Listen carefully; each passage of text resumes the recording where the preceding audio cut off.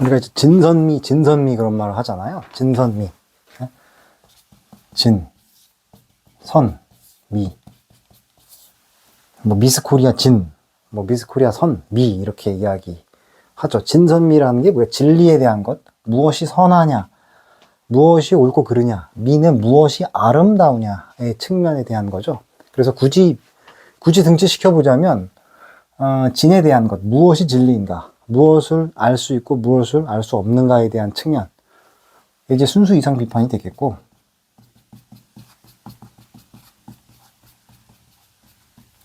무엇이 선한가, 무엇을 우리는 어떻게 살아야 하는가, 이것에 관련된 게 윤리적 실천에 대한 문제죠.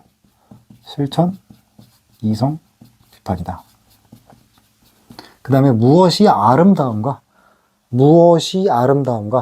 대한 논의, 미학적 판단에 대한 것, 그 판단력 비판이죠. 판단력 비판.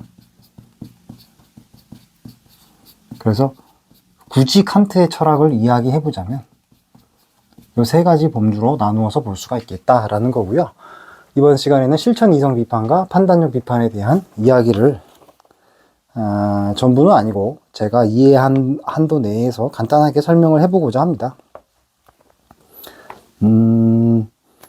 저번 시간에 순수 이성 비판 이야기할 때 인식 주체가 있었고 인식의 대상이 있었죠.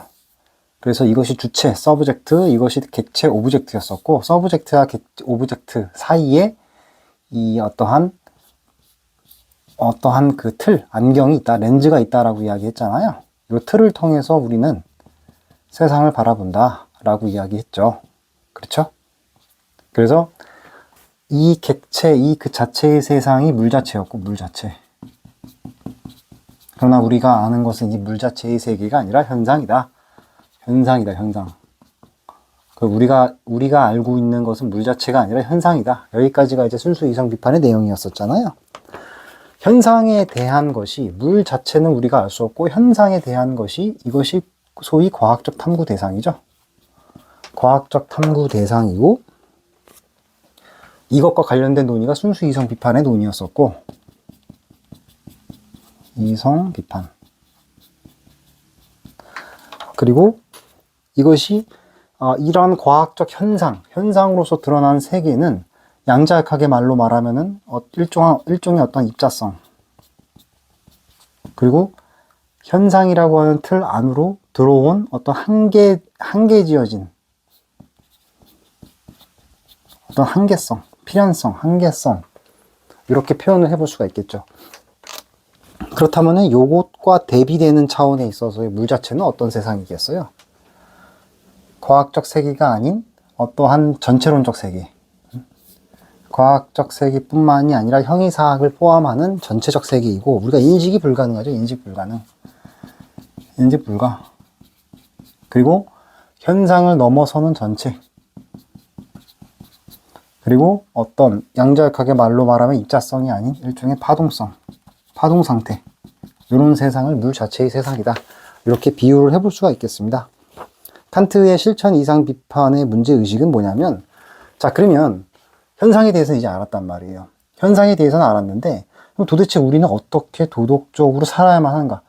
어떻게 도덕적인 삶을 살아야만 하는가? 윤리적이고 도덕적이라고 하는 것이 과연 무엇인가에 대한 실천적인 문제를 칸트는 또 고민을 했다는 것이죠. 칸트가 생각했을 때에는 윤리적이고 도덕적 기반이 현상에 있다고 보지 않았어요. 이 현상은 과학의 대상이에요. 과학의 대상이란 말이죠. 그래서 간단하게 이게 직관적으로 이해할 수 있는 거죠. 이것이 물 자체고 이것은 물 자체가 우리의 렌즈에 투사된 현상이라고 한다면, 칸트가 생각했을 때 윤리라든지 도덕의 문제는, 윤리, 도덕, 어떤 가치 차원의 문제는 현상에 기반을 해야 되겠습니까? 현상이 아닌 이 물 자체에 기반을 해야 되겠습니까? 현상에 기반하면 현상은 과학의 대상이잖아요. 그럼 더 이상 철학이 할 게 없어요. 이건 과학의 대상이란 말이에요. 현상에 있어서의 질서, 현상에 있어서의 인과관계, 연관성, 시간과 공간의 개념, 이런 것들은 다 현상이란 말이에요. 그러니까 윤리와 도덕 가치, 이러한 형 이상학적 가치들은 물 자체에 기반을 해야 되겠죠. 인식은 불가능하지만 칸트가 이야기했을 때 인식은 불가능하지만 생각해 볼 수는 있다고 했거든요. 생각, 고민해 볼 수는 있다. 해볼 수는 있다. 인식 불가능하지만 순수 이성을 통해서 생각을 해볼 수는 있다는 것이죠. 그래서 윤리 도덕의 가치를 어디에 두냐면 여기 물 자체에 두는 거예요. 물 자체.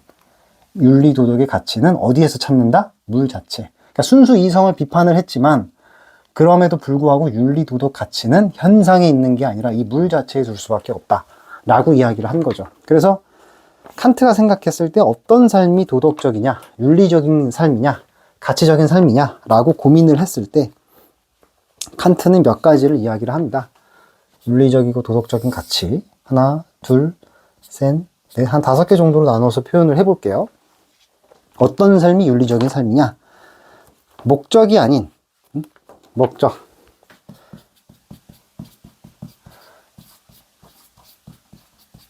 그 자체로서의 선의지에 의해서 발현된 행위라고 이야기를 해요. 선의지.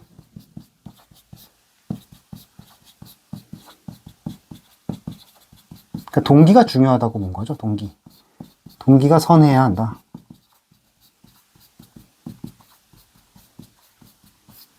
어떠한 특정한 목적을 위해서 행동하는 것이 아니라 그 자체가 너무나 당연해서 선의지, 굿윌이라고 표현하거든요. 굿윌, 선의지가 발현돼가지고 어떠한 행동을 했을 때 그런 행동이 어떤 행동이다? 윤리적인 행동이다 라고 봤어요. 좀 추상적이죠. 그래서 여기서 이제 그 유명한 말이 있습니다. 가언명령이라는 말이 나오죠. 가언명령이 아니라 가언명령이 아니라 가언명령은 뭐예요? 조건이에요. 조건. 어떠한 조건, 뭐뭐 한다면 이렇게 행동하겠다라고 하는 조건이 붙는 행위가 아니라 가언명령이 아니라 정언명령으로서의 행동. 정언명령이라고 하는 건 이게 조건이라면 정언명령은 어떤 행동이겠습니까? 무조건이죠. 무조건. 없을 무조건. 무조건적인 어떠한 명령이에요. 뭐뭐 해야 한다. 정언명령. 뭐뭐 하면 뭐뭐 하겠다가 아니라 무조건 뭐뭐 해야 한다 라고 하는 정언명령적 행동이라는 것이죠. 어떤 조건을 따지지 않는 행위다. 그리고 이렇게 하려면 인간은 자유로워야 한다. 자유로운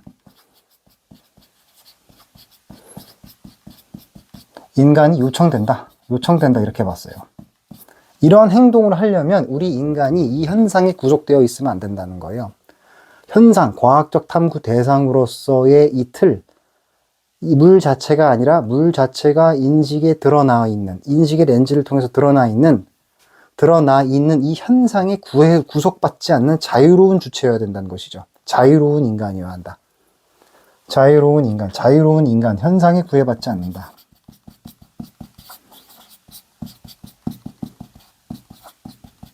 구속받지 않는다. 그러면 여기서 말하는 자유로운 인간은 현상으로서 파악된 인간이겠습니까? 물 자체로서의 인간이겠습니까? 물 자체로서의 인간이죠. 형이상학적이고 순수 이성의 대상으로서의 인간이 되겠죠. 과학적 탐구 대상으로서의 에고가 아니라 물 자체로서의 인간이다. 이렇게 볼 수가 있겠습니다. 좀 어렵죠? 그 다음에 또 하나 중요한 게 뭐냐? 어떤 행동이 윤리적이고 도덕적인 행위냐? 누구에게나 적용 가능해야 된다. 보편성이라는 거죠. 보편성. 나의 행위의 준칙이 보편적인 입법자로서 행동할 수 있도록 해라. 이게 뭔 말이냐? 보편성. 내 행위의 준칙만 되는 것이 아니라 다른 사람에게도 적용이 돼야 된다는 거죠.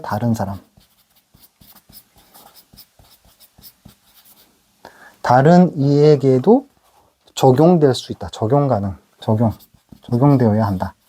그러한 윤리성이라고 하는 것은 나에게만 적용되면 안 되고 다른 사람에게도 보편적으로 적용이 되어야 한다 라고 보는 것이고요.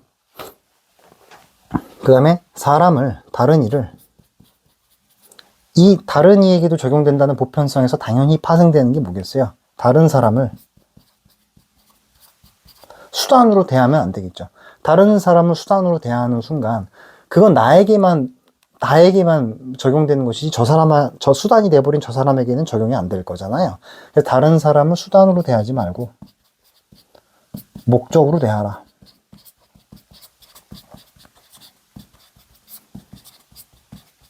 그래서 뭐 이거 말고도 여러 개가 있겠지만 요 5가지로 볼 수가 있겠어요. 자, 다시 정리를 해보면 요게 실천 이성 비판이거든요. 실천 이성 비판의 내용은 뭐예요? 실천 이성 비판. 실천 이성 비판은 도덕과 윤리에 대한 내용이에요. 어떤 것이 도덕적이냐, 어떤 것이 윤리적인 행동이냐 라고 하는 것을 논하는 거죠. 실컷 칸트가 비판한 것이 현상이었기 때문에 실컷 비판한 것이 물 자체를 우리는 알 수 없고 현상으로서 드러난 세상을 우리는 파악할 뿐이다 라고 칸트가 이야기했단 말이에요. 그러니까 당연히 이러한 제한적이고 과학적 탐구 대상이면서 제한적인 이러한 현상에 근거해서 도덕을 끌어낼 수는 없겠죠.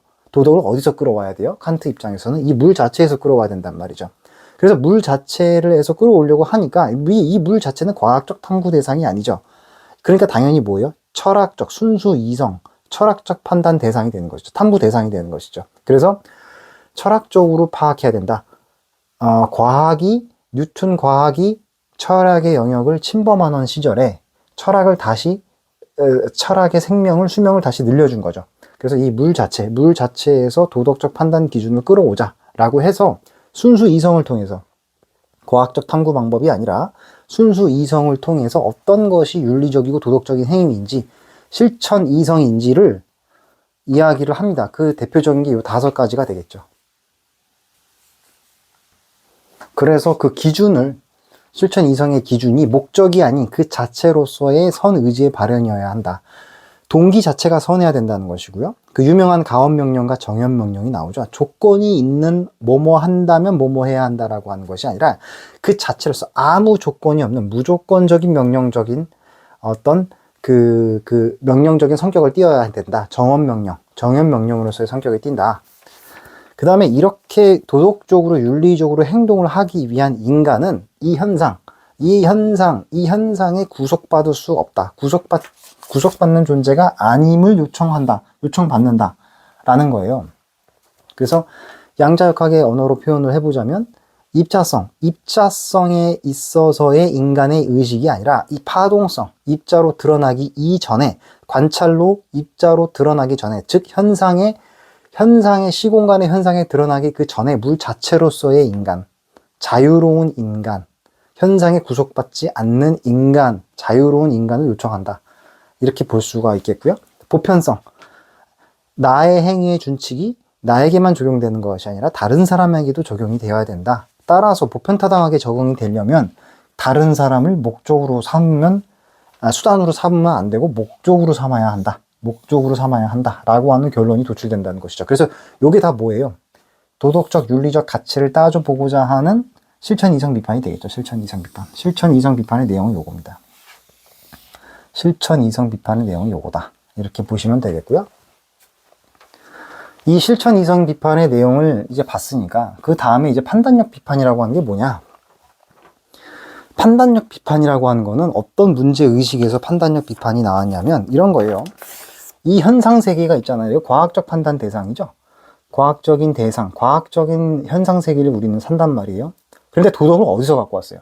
물 자체에서 끌어왔단 말이에요. 물 자체적 세계에서 끌어왔단 말이에요. 그러니까 현상 세계와 이 과학으로서의 세계와 윤리, 도덕, 가치로서의 세계에 괴리가 있죠. 괴리가 있단 말이에요. 그래서 이걸 어떻게 하면은 연결시켜 볼까? 현상으로서의 과학적 세계와 윤리, 도덕, 가치의 세계를 어떻게 하면 결합시켜 볼까? 라고 하는 고민을 한 거예요. 이 결합을 어떻게 하면 가능할 수 있을까? 이게 과연 가능할까? 라고 하는 고민 끝에 나온 책이 뭐예요? 판단력 비판입니다. 판단력 비판.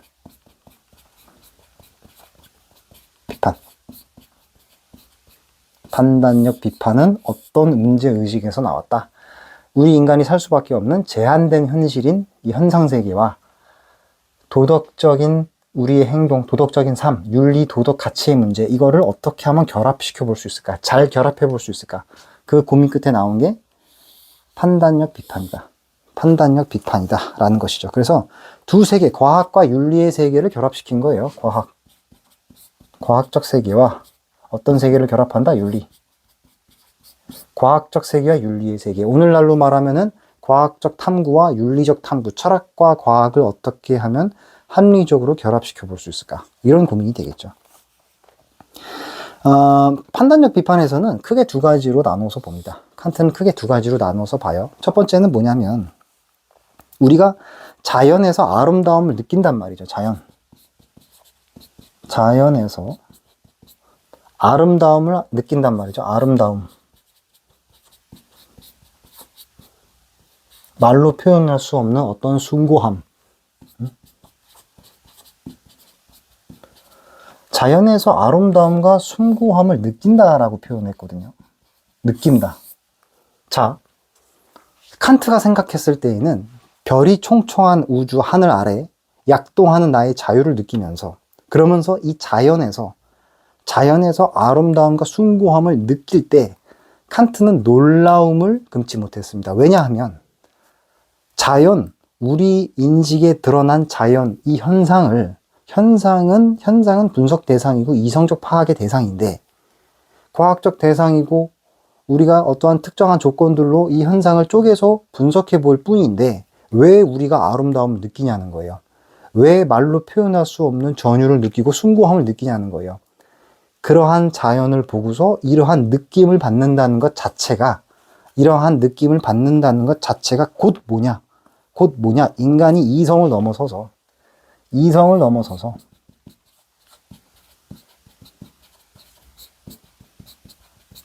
자연과 조화를 이루고 세계와 연결이 되고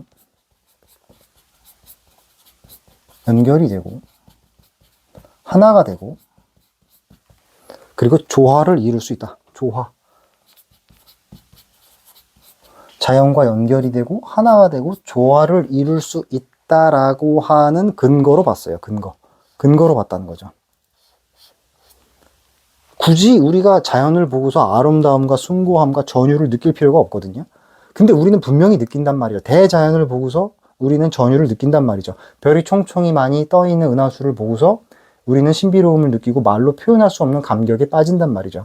칸트는 그러한 감정에 빠지는 것 자체가 이성을 넘어서서 과학적 판단 대상으로서의 현상의 분석을 넘어서서 이 천지 자연과 하나로 연결이 되어 있고 하나가 될 수 있고 자연과 조화가 될 수 있다라고 하는 근거로 봤어요. 그 다음에 또 하나, 자연에서 우리는 어떠한 특정한 목적 의식을 느낀단 말이죠. 자연에서 목적이 있음을 느낀다. 목적이 있음을 느낀다. 따라서 이 자연, 씨앗이 발화가 돼서 씨앗이 커서 나무가 되는 것들, 또 천지 자연의 흐름 같은 것들이 변화해서 어떠한 목적을 달성하는 걸 보고서 우리 인간도 어떠한 목적이 있구나. 우리 인간도 어떠한 우주에서 윤리적 목적을 갖고 있구나. 생명에는 목적이 있다. 라고 하는 깨달음을 얻으니까 우리 인간도 뭐예요? 우리 인간도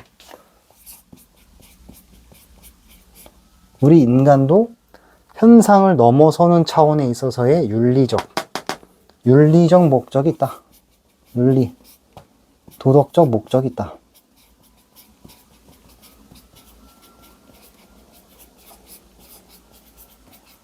있다라고 하는 것을 암시받을 수 있다는 거죠. 암시받을 수 있다라는 겁니다. 그래가지고 조금 이제 추상적인데, 이제 여기서부터 이제 칸트 철학에 대해서 좀 정리를 하면서 비판할 건 비판을 하고 우리가 짚고 넘어가야 될 부분이 있는데요. 그러니까 저는 그렇게 생각합니다. 제가 칸트 철학을 당연히 칸트가 먹여 살리는 철학자들이 얼마나 많은데 한 수백만 명 될 거란 말이죠. 칸트 철학을 다 알지 못하고 최대한 이해할 수 있는 한도 내까지 이해한 것 뿐입니다. 제가 잘못 이해한 게 분명히 있을 거예요. 그런데 재밌는 건 뭐냐면 칸트는 대단히 이성적인 철학자였잖아요. 새벽 4시가 되면 바로 집 밖에 나와가지고 규칙적인 생활을 하고 칸트가 나오는 시간에 맞춰서 시계를 맞췄다라는 말이 있을 정도로 굉장히 정제되어 있고 이성적인 사유의 세계를 살아간 사람인데 그런 사람이 결론이 뭐예요? 판단력 비판을 통해서 뭘 이야기하고 있죠? 느낌. 이성적 사유가 아니라 느낌을 이야기하고 있어요. 느낌. 어떤 느낌? 자연에서 아름다움을 느끼고 자연에 어떤 특정한 목적의식이 있다라고 하는 것을 느낀다는 거죠. 느낌. 그 느낌이 이 느낌을 통해서 뭘 도출을 해요? 아, 분명히 우리에게는 이 현상뿐만이 아니라 현상 세계를 넘어서는 어떠한 삶의 질서, 추구해야 할 윤리적이고 당위적인 어떤 삶의 가치, 삶의 방향성이 존재하는구나 라고 하는 거를 느낀다는 것이죠. 만약에 그런 것이 없다면 현상 세계를 분석만 했으면 됐을 텐데 현상 세계를 뛰어넘는 차원에 있어서의 느낌을 우리가 받는다는 것 자체가 뭐예요? 이러한 실천 이성 비판의 내용, 윤리적 삶의 문제를 생각해보고 고민해보게 만든다라는 것이죠. 그러니까 대단히 이성적이면서도 비이성적인 결론을 갖고 오게 된 것이죠.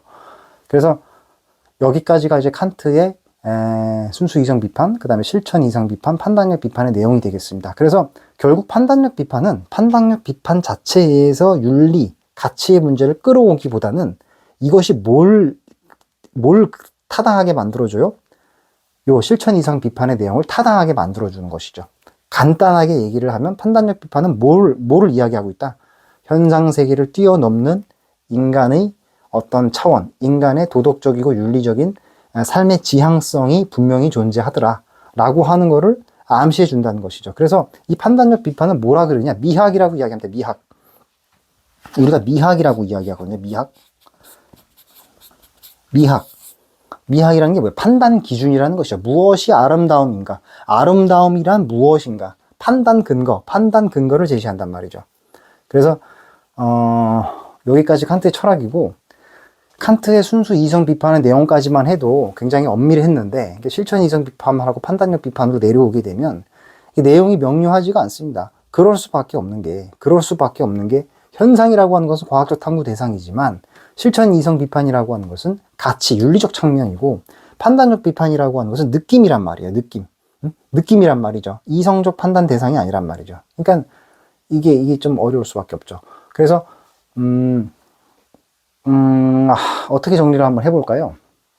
순수 이성 비판을 통해서 현상과 물 자체, 우리 인간은 물 자체를 있는 그대로 인식할 수 없고 이 틀을 통해 가지고 볼 수밖에 없다 라고 해가지고 우리가 보는 외부 세계는 외부 세계가 아니라 현상이다 라고 하는 것을 밝혀냈고, 그 다음에 실천 이상 비판에서는 그럼에도 불구하고 우리가 어떻게 살아야 되는지에 대한 삶의 문제는 현상에서 구한 것이 아니라 물 자체에서 구했다. 현상 세계는 과학적 탐구 대상이니까 과학에게 맡겨두고 우리의 삶의 문제는 어디에서 구했다? 실천 이성의 문제는 어디서 구했다? 물 자체의 세계에서 구했다.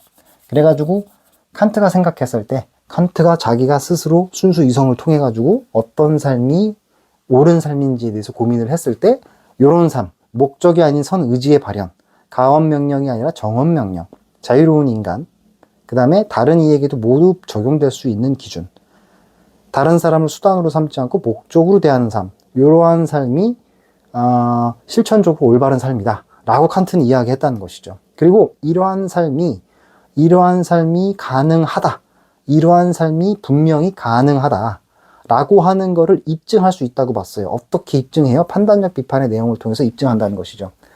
칸트는 자기가 이렇게 생각을 해놓고 이것이 왜 가능한지를 어떻게 입증을 하느냐? 자연을 봐라. 우리는 자연을 보고 아름다움을 느낀다. 숭고함을 느낀다. 자연의 조화로움을 느낀다는 거죠. 우리가 그런 거를 느낀다는 것 자체가, 그러한 숭고미를 느낀다는 것 자체가 자연과 하나 될 수 있고 자연과 연결될 수 있고 자연과 조화를 이룰 수 있다. 모든 것들과 함께 조화를 이룰 수 있다. 하모니를 이룰 수 있다. 라고 이야기를 하는 것이죠. 그래서 또 하나, 두 번째는 자연에서 특정한 목적이 있음을 느낀다는 것이죠. 우리는. 그렇기 때문에 우리의 삶도 어떠한 지향점을 향해 나가는 목적이 있다. 윤리적 목적, 윤리적 지향점이 분명히 있다는 거예요. 그래서 판단력 비판을 통해서 자신의 실천 이상 비판의 내용을 타당화하는 거죠. 근거로 제시를 하는 거죠. 그래가지고 이제 그 세계 평화론이라는 게, 세계 연구 평화론이라는 책 있잖아요. 세계 연구 평화론. 조화를 이룰 수 있다라고 하는 이 개념에서 나온 게 이게 유엔이죠, 유엔. 뭐 요즘에 유엔이 유엔의 역할. 이 유엔의 역할이 그 뭐라 그럴까요? 많이 이제 좀 줄어든, 다시 이제 각국이 전쟁을 하면서 유엔의 역할이 많이 줄어들었는데, 여기서 나온 이 아이디어, 칸트의 아이디어에서 나온 게 유엔입니다. 세계 영구평화론이라 그래가지고, 영구평화론. 영구평화론을 통해서 칸트가 이제 이러한 유엔의 아이디어를 제시를 하죠. 그쵸? 조화를 이룰 수 있다는 거예요. 조화. 그래서 여기까지가 칸트 사상의 내용이 되겠습니다.